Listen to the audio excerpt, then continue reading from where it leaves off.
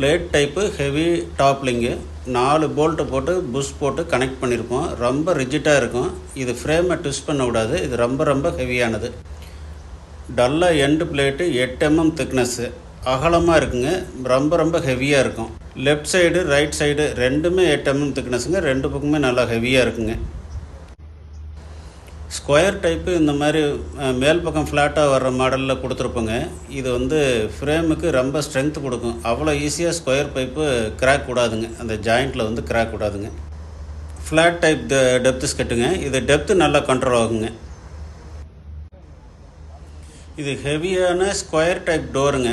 இதில் 4 spring fix பண்ணியிருக்கோம். இது ரொம்ப ஹெவியாக இருக்குங்க. பேக்கில் வந்து மண் தள்ளும் போது ஓரளவுக்கு வளையாத நல்லா தாக்கு பிடிக்குங்க. இது ரொம்ப ஹெவியாக இருக்குங்க. இந்த டோர் எண்டு பிளேட்லாம் பாருங்கள், நல்லா ஹெவியாக இருக்குங்க. அவ்வளோ ஈஸியாக வளையாதுங்க. மண் தள்ளும் போது டெப்த்து சீட்டில் போய் ரெஸ்ட் ஆகிக்கும். அதனால கார்னரில் வளையாதுங்க. இது ஹெவியான கிளவிஸ் ப்ராக்கெட்டுங்க. இது வெயிட் அதிகம். நல்லா ஹெவி மெட்டீரியலில் செஞ்சுருக்குது. 6 போல்ட்டு போட்டு லாக் பண்ணியிருப்போம்.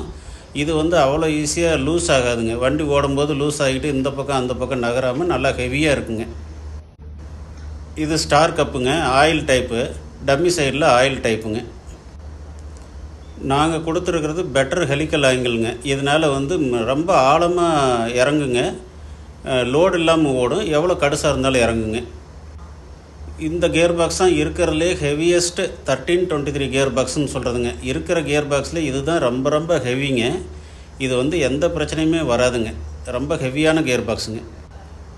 இந்த ஹெவி பேக் டோர் வந்து ஸ்கொயர் டைப்பில் இருக்குங்க. இது வந்து டோரோட சைடு எண்டு பிளேட்டில் ஓட்டை போட்டு வெளியே கொண்டு வந்திருப்போம். 6 இடத்துல இது ஃபிக்ஸ் ஆகிருக்குங்க. அதனால் வந்து நல்லா ஹெவியாக இருக்குது. சைடு பிளேட் ரொம்ப பெருசாக இருக்கிறதுனால அதனுடைய ஸ்ட்ரென்த் அதிகம். நல்லா அகலமாக கொடுத்துருக்குறோம். ஃப்ரேம் டிசைன் ரொம்ப ஹெவியான டிசைனுங்க. இந்த சைடு பிளேட்டையும் பாருங்கள், நல்லா ஹெவியாக இருக்குங்க. ஃப்ரேம் வந்து ஸ்ட்ரக்சர் ரொம்ப ஹெவியாக இருக்கும். 90 mm பைப்பு 4 கிளாம்ப்பு போட்டு நல்லா ஹெவியாக பண்ணியிருப்புங்க. 6 mm பைப் திக்னஸ் இருக்குங்க. கியர் பாக்ஸ் அவுட்புட் பைப்பும் பார்த்தீங்கன்னா 6 mm திக்னஸ் இருக்குங்க. ஹெவியாக 90 mm இருக்குங்க. ஸ்டாண்டு கொடுத்துருக்குறேங்க. எல்லா சமயத்துலேயும் அது யூஸ் ஆகும். ஹெவி ஆர்டி ஹவுசிங்க. ரோட்டாரோட 8 போல்ட் போட்டு லாக் பண்ணியிருப்போம். பிளேடு ஹை குவாலிட்டி பிளேடுங்க. வாரண்ட்டி பிளேடுங்க. வளைஞ்சா கிராக் ஆச்சுன்னா வாரண்ட்டி உண்டுங்க. ரொம்ப ஹை குவாலிட்டி டைட்டானியம் மெட்டீரியலுங்க. பிடிஓ சாஃப்ட்டு, வாரண்ட்டி பிடிஓ சாஃப்ட்டுங்க. ஹெவி பிடிஓ சாஃப்ட்டுங்க. யோக்கு கிராக் ஆச்சுன்னா வாரண்ட்டி உண்டுங்க.